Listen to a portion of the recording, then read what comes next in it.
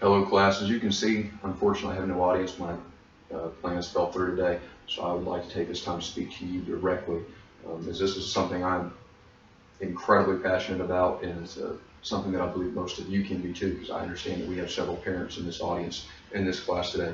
As you can see before me, I have several items that are a danger to children, regardless of age, but especially small children who are still learning.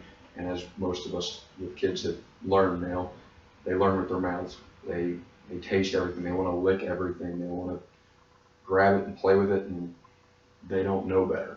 It's something we have to teach them, but it's also something we have to protect them from as adults. The, my first statistic comes from Alyssa A. Horn at abc.net. This is 39% of calls to the Poison Control Center in 2012 came from parents with kids under 5 due to ant-based and cockroach-based and other types of household pesticides. I live in rural Oklahoma. We get very bad spiders.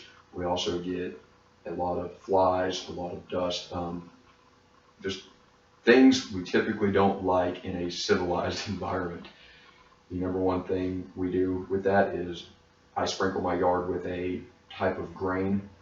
It's nothing that can harm my child or my animals, but it is still something I keep out of reach, locked away in the garage so that she can't ingest it. Another item I have a lot of is the cockroach and hornet spray, several of which is the type that you line your doorways with and that you must keep animals and children away from until it dries because of the residue.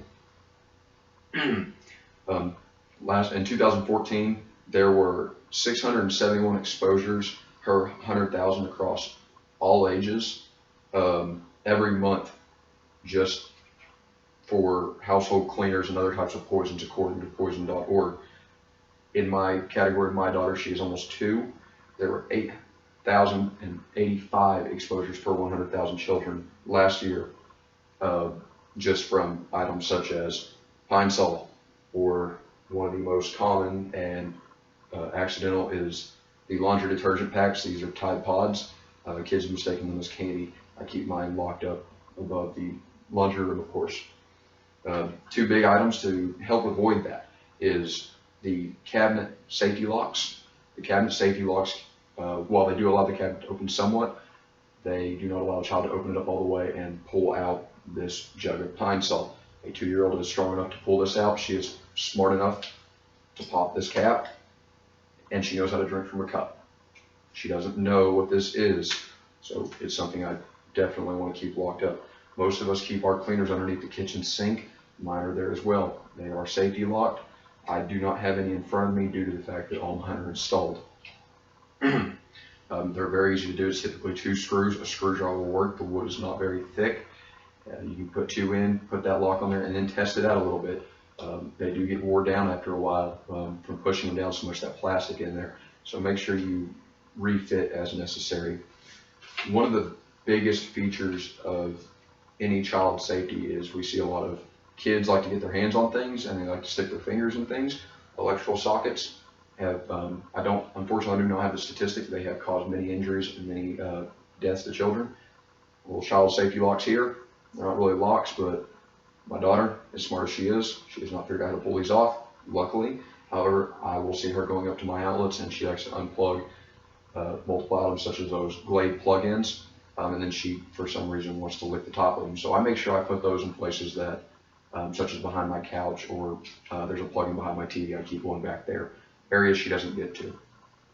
Another item was candles, especially when lit. As you can see, I have one here, has open flame. That's a burn hazard for my daughter. She may go up to it and pull it down. She'll get hot wax, and she could suffer some serious burns that could affect her for life. One of the biggest things I want to talk about overall, above all, is for us gun owners out there. When it comes to firearms, 411 children died in 2012 from homicides, accidents, and suicides. Now, we can't control how many bad people are in the world, how many are going to try to harm a child or harm somebody else and inadvertently hurt a child. However, we can control the actions. We can control how children have access to our firearms at our own homes. As you can see before me, I have 2 firearms. Both are my pistols. My long rifles are in a case. I didn't feel they would be used purposely. I have one set up the correct way, and I have one completely wrong. Unfortunately, I've been to my friends' houses with children, and it's a common thing I see in their house because they are self-defense advocates. While I am strongly supportive of Second Amendment rights and having a firearm to defend the home, I do have this one here. It is completely in the wrong when it comes to storage. Magazine in it with ammo.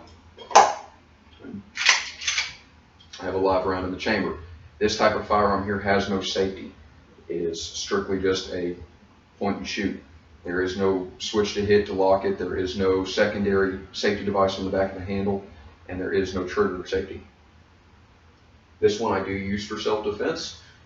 However, I only keep it loaded at night, and I keep it in a secured area in my bedroom away from my daughter where she can't get to it.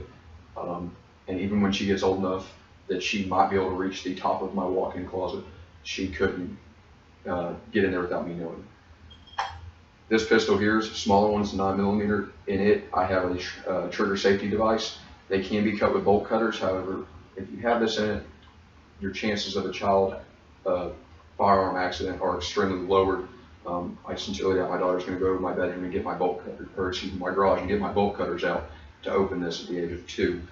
As she gets older, I intend to teach her how to respect a firearm and that they are not toys and they are not to be played with. Here I have the loaded magazine for that. This is my concealed carry firearm. I only take it when I go out. It's unloaded any other time. I keep those 2 items separate. Us hunters, we have several items such as knives, both fixed and folding blade. If you have a fixed blade knife, keep it in a sheath, keep it out of reach. Folding blade pocket knives, please don't just lay them down anywhere, such as on your kitchen table, or I typically like to lay my car keys here on this table you see to my right. Make sure that you keep these things put away so that they cannot reach them and inadvertently hurt themselves. Last but not least, small items. I'm a cable guy. These come out of my pocket all the time, and my daughter is almost choked on them. Please, ladies and gentlemen, take this time to look over your home, secure it, and think about, can this harm my child and what I can do best for them. Thank you.